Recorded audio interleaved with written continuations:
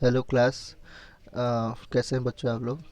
मैंने प्रोनाउन पढ़ाया था और प्रोनाउन के बाद मैंने उसके काइंड्स भी बताए थे, जिसमें personal pronoun, possessive pronoun, reflexive pronoun और एम्फैटिक प्रोनाउन हम लोगों ने पढ़ लिया था। इसके साथ मैंने एक एक्सरसाइज भी आपको दिया था जिसे आपने बनाया और उसका आंसर भी मैंने अपलोड किया था। ये था वो एक्सरसाइज। आज हम लोग पढ़ने वाले हैं आगे, और सबसे पहला प्रोनाउन है, जो काइंड ऑफ प्रोनाउन है वो है डेमोन्स्ट्रेटिव प्रोनाउन।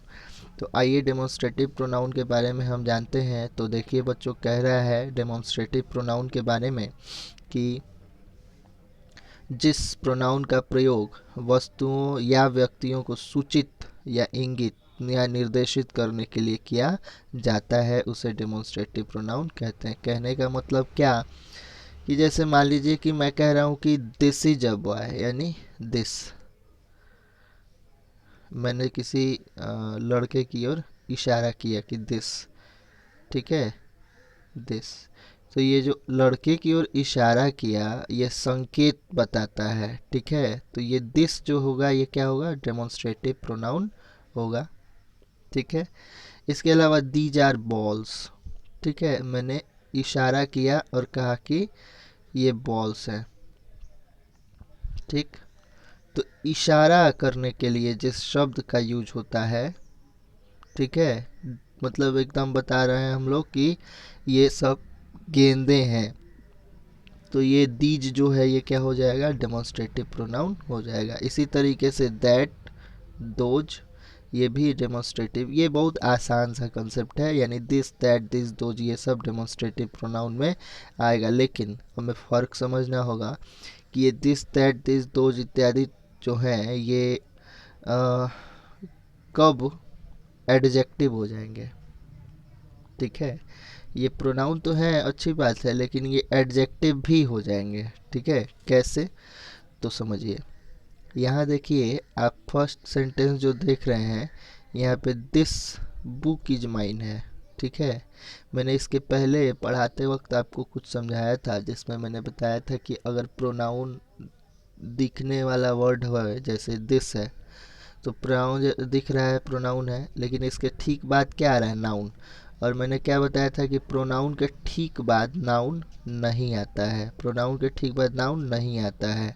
तो यहाँ आप देख पा रहे हैं कि दिस तो है, ठीक है, ये प्रोनाउन दिख रहा है हमें कि प्रोनाउन है, लेकिन तभी क्या होता है, अचानक इसके आगे बुक आ जाता है।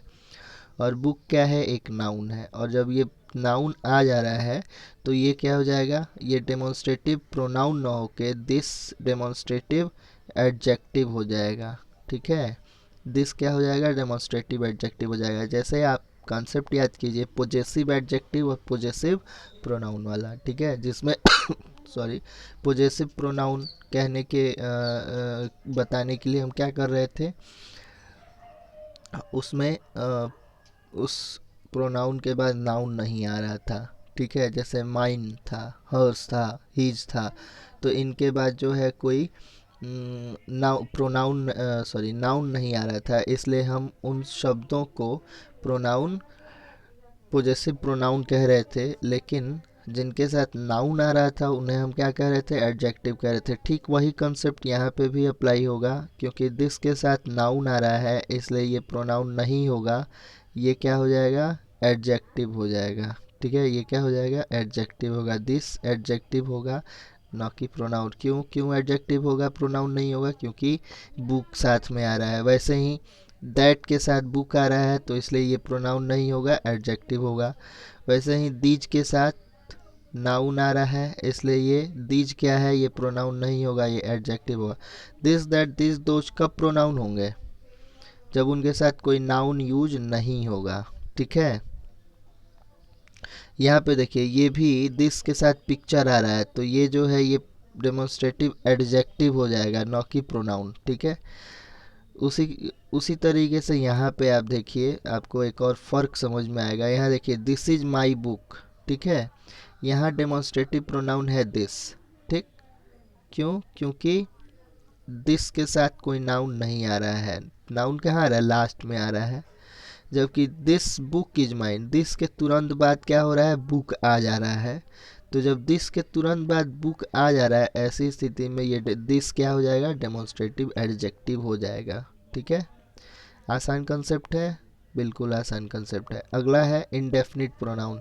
तो इंडेफिनिट प्रोनाउन हम किसको कहते हैं, जिस प्रोनाउन से किसी निश्चित व्यक्ति या वस्तु का बोध नहीं होता है वह इंडेफिनिट प्रोनाउन कहलाता है। ठीक है, अब इसका क्या मतलब हुआ, मैंने तो इसको पढ़ दिया, आसान था, पढ़ने में आसान है, लेकिन इसका मतलब होता क्या है। तो देखिए, नीचे दिए गए वाक्यों में मोटे अक्षरों में लिखे शब्द इंडेफिनिट प्रोनाउंस हैं। जैसे यहाँ देखिए, समबडी, एनीबडी, सम, ऑल, नन, मेनी, हाँ, वन, नन, नथिंग, एनी, ये सब क्या है, ये इंडेफिनिट प्रोनाउन है।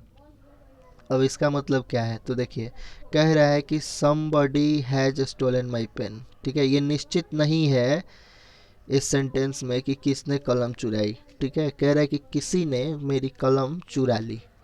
ठीक, इसका मतलब यही हुआ। तो अब ये समबडी जो है ये इंडेफिनिट प्रोनाउन होगा। क्यों, क्योंकि ये आइडेंटिफाइड नहीं है कि किसने कलम चुराई है, कोई चुरा लिया होगा। ठीक है, वैसे ही anybody can beat me, कोई भी मुझे पीट सकता है। तो एनी बॉडी, यहाँ पे भी कोई डेफिनेट नहीं है कि राम पीटेगा, श्याम पीटेगा, मोहन, सुरेश या सीता गीता कौन पीटेगा, यहाँ पे ये डेफिनेट नहीं है, इसलिए एनी बॉडी क्या है, इनडेफिनिट प्रोनाउन है। ठीक है, यहाँ पे अगर हम लिख देते कि he can beat me, he can beat me, अगर यहाँ पे हम लिख सकते, ये लिख देते, तो एनी बॉडी की जगह क्या आ जाता, ही आ जाता, और ऐसी स्थिति में ही क्या हो जाता, तब ये इंडेफिनिट प्रोनाउन नहीं होता, ये क्या हो जाता, पर्सनल प्रोनाउन हो जाता। ही क्या हो जाता, पर्सनल प्रोनाउन हो जाता। सम आर जेंटल, कुछ सीधे हैं, कुछ जेंटल हैं। ठीक है, लेकिन सम इंडेफिनिट है। उसी तरीके से जैसे मैंने अभी समझाया कि फिक्स नहीं है कि कौन कौन। ठीक है, राम, श्याम, सीता, गीता, ही, सी, कौन कौन, कुछ फिक्स नहीं है। इसी तरह ये सब भी हैं, all are foolish, none can do this, many of them were killed, उनमें से बहुत सारे लोग मारे गए थे। ठीक है, कौन कौन मारे गए थे स्पेसिफिक नेम लेके नहीं बताया जा रहा, इसलिए ये इनडेफिनिट है। यहाँ कुछ क्लियर नहीं है भाई, मेनी में कौन, ये प्रश्न आएगा ना कि मेनी में कौन, तो पता नहीं मेनी में कौन। ठीक है, one must not praise one self, किसी को अपनी प्रशंसा खुद नहीं करनी चाहिए। ठीक है, तो ये किसी को है। ठीक है ना, तो ये क्लियर नहीं है कि किसको, इसलिए ये इंडेफिनिट है। इंडेफिनिट कहने का मतलब ही है कि क्लियर ना हो कि निश्चित कौन होगा। None of them are good, उनमें से कोई भी गुड नहीं है, अच्छा नहीं है। तो ये इनमें से अब स्पेसिफिक नहीं बताया जा रहा कि कौन सा। ठीक है ना, तो इसलिए ये नन ऑफ क्या हो जाएगा, ये इंडेफिनिट होगा। नथिंग इज परफेक्ट, कुछ भी परफेक्ट नहीं है, कुछ भी, ये इंडेफिनिट हो जाएगा। ठीक है, एनी ऑफ, कोई भी, तो ये सब इंडेफिनिट है।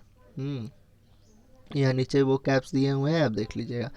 कह रहा है कि जब सम, ऑल, मेनी, वन, एनी इत्यादि के ठीक बाद कोई नाउन प्रयुक्त रहता है तब ये एडजेक्टिव्स कहलाते हैं। जैसे इन वाक्यों में आप सम, ऑल, मेनी, वन और एनी एडजेक्टिव, वही पीछे वाला कंसेप्ट कि प्रोनाउन दिखने वाले वर्ड के साथ अगर नाउन आ रहा है, ठीक है ना, प्रोनाउन दिखने जैसे वर्ड्स के साथ अगर नाउन आ रहा है तो वो प्रोनाउन नहीं होंगे, एडजेक्टिव होंगे। इसके पीछे भी बताया था, जैसे सम के साथ तुरंत बाद क्या आ रहा है, बॉय जा रहा है, बॉय नाउन है, इसलिए सम क्या होगा, एडजेक्टिव होगा, न कि प्रोनाउन।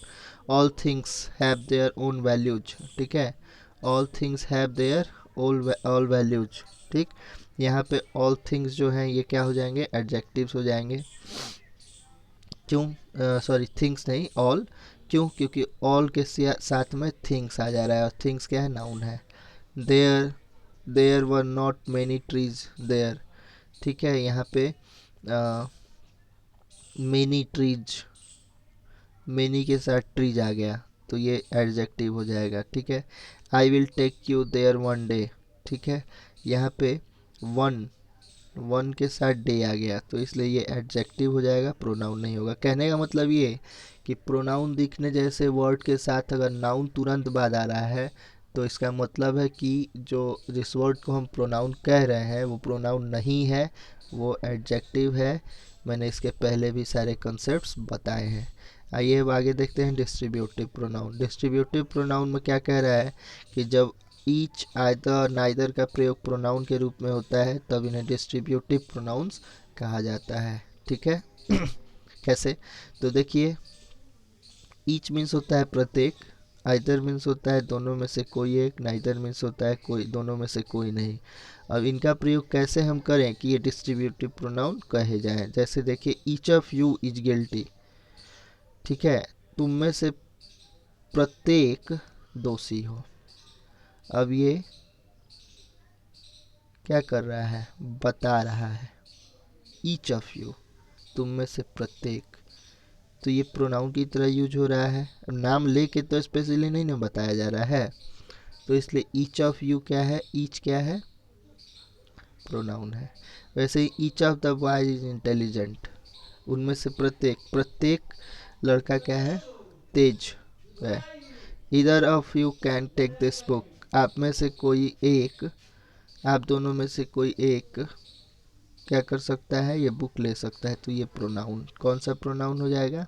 अभी ऊपर ही तो बताया है, डिस्ट्रीब्यूटिव प्रोनाउन। ठीक है, तो इसको ध्यान आप रखिएगा और इससे रिलेटेड एक्सरसाइज आएंगे तो ये ज़्यादा क्लियर हो पाएगा। ठीक है, आइए आगे चलते हैं। कह रहा है कि जब ईच, इधर, निदर के ठीक बाद कोई नाउन प्रयुक्त रहता है तब इन्हें डिस्ट्रीब्यूटिव एडजेक्टिव कहते हैं। वही चीज़, ठीक है। ईच बॉय, ईच के साथ क्या आ गया? बॉय आ गया। ठीक वही कॉन्सेप्ट जो आप पहले से पढ़ते आ रहे हैं। ईच के साथ बॉय आया तो ये प्रोनाउन एडजेक्टिव है। इधर के साथ रोड आया तो ये एडजेक्टिव हो जाएगा। निदर के साथ बुक आया तो ये एडजेक्टिव हो जाएगा। तो इस तरीके से मुझे लगता है आपको ये क्लियर होगा। अगला है रेसिप्रोकल प्रोनाउंस। रेसिप्रोकल प्रोनाउंस को हम समझते हैं। कह रहा है कि ईच अदर और वन अदर को रेसिप्रोकल प्रोनाउंस कहते हैं। इसको आप याद कर लीजिएगा, ईच अदर और one other, sorry one another को रेसिप्रोकल प्रोनाउंस कहते हैं। ठीक है, each other and one another are called reciprocal pronouns. कह रहे हैं कि दे लव्ड ईच अदर, वे एक दूसरे को प्यार करते थे। ठीक है, या वन अनदर, तो ये याद आप कर लीजिएगा कि ईच अदर और वन अनदर जो है ये रेसिप्रोकल प्रोनाउंस हैं। ईच अदर और वन अदर ये दो वर्ड ही हैं, आप इनको याद कर लीजिएगा। ईच अदर और वन अनदर का मतलब होता है एक दूसरे को। ठीक है, तो ईच अदर और वन अनदर को डायरेक्ट याद कर लीजिएगा, इसमें बहुत ज़्यादा कोई कॉन्सेप्ट नहीं है। सिर्फ इन वर्ड्स को याद कर लीजिए तो आपको क्लियर हो जाएगा कि ये रेसिप्रोकल प्रोनाउंस हैं, ईच अदर और वन अनदर। ठीक है, तो बच्चों इस तरीके से आज हमने ये 4 काइंड्स और देख लिए। इससे रिलेटेड एक्सरसाइज है एक्सरसाइज 5। इसे आप जो है रोक के वीडियो को पॉज करके और बना लीजिए। ठीक है, मैं इसलिए ऐसा करता हूँ क्योंकि बहुत सारे बच्चे वीडियो देखते नहीं हैं और कॉन्सेप्ट समझते नहीं हैं, बस सीधे वर्कशीट उठाते हैं और बनाना चालू। तो इसलिए मैं ऐसे कर रहा हूँ ताकि सब बच्चे वीडियो देखें और कायदे से समझ के ही बनाएं। इसके बाद बच्चों जो बाकी जो बच जा रहा है उसको मैं अगले वीडियो में कवर करूँगा।